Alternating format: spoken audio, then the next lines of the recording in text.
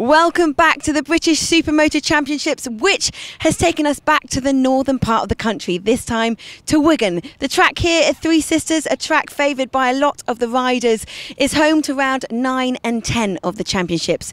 The weather conditions, well, the intermittent rain on the first day caused quite a lot of problems on the track, as it really was a matter of choosing the right tyres. But when the rain cleared up, we got to enjoy some clean, slick and fierce racing.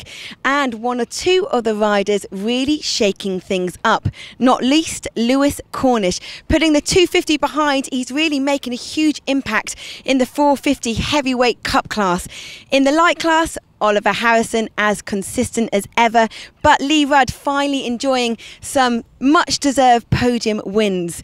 In the SXV, it's all about Bruce Dingle, but in the elite class, Matt Winstanley, Christian Idden, A.D. Smith and Keith Farmer really proving the depth of field in this competitive elite class. But Christian, 3 podiums today. You really were on top form. Yeah, today was perfect. I got pole and 3 wins, but it certainly wasn't easy. Like you were just saying then, the depth of the field this year is absolutely fantastic. I think there's been 6 or 7 race winners so far, and last race then it looked like Keith Farmer was going to add his name to the list of winners, and I got my luck today when he went down. Yesterday obviously I had a bad day, so it sort of made up for it.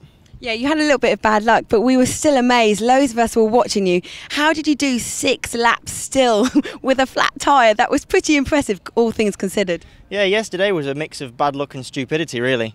It was stupidity on our part in the first race. We went out on full wets in the dry. I don't know, we had a bit of brain fade in that one. Yeah, but it was on and off rain, so, you know, it was a gamble. Yeah, it was a gamble that we should never have taken.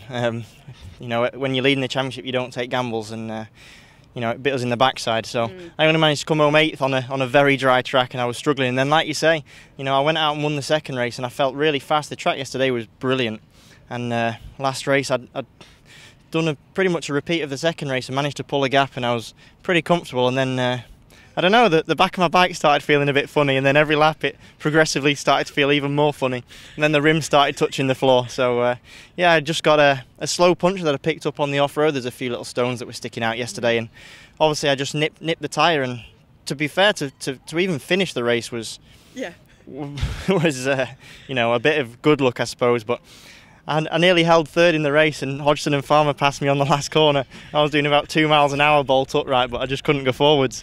But you made up for it today. It was an impressive performance all round.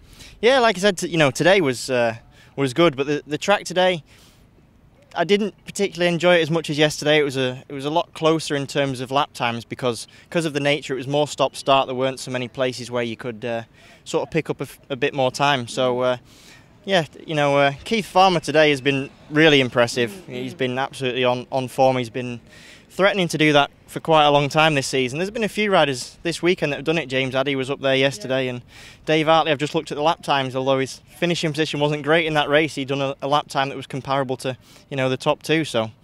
But like you say, that just makes it such a brilliant championship. There's so many strong riders putting in great times, and like you say, you can't ever just lose focus or take your mind off the game, because they'll be on you.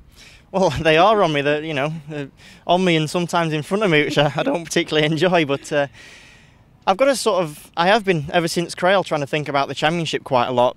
In that race, when I was racing with Keith, obviously I was trying to think about the championship.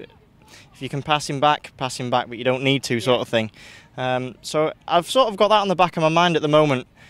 But then when you go out and race and someone's in front of you, you can't help yourself. You've told me that before. You say, no, I don't need to. And then when you're out there, you just can't help yourself. Yeah, I know. My mum's with think on the pit board every single lap, and then I'm like, no, you'll be right.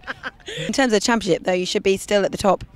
Yeah, I lost, I think it was 12 points I lost yesterday, which took me down to 52, something like that. And I think I've pulled back 10, so should be back up to 62. Something like that, don't quote me exactly, but right. I do try and keep a tab on things, and the championships at the moment's looking pretty good, but it doesn't take much for the others to soon get you back, and as you can see, there's a lot of them trying to get me. But this day today was yours. Well done. Thank you very much.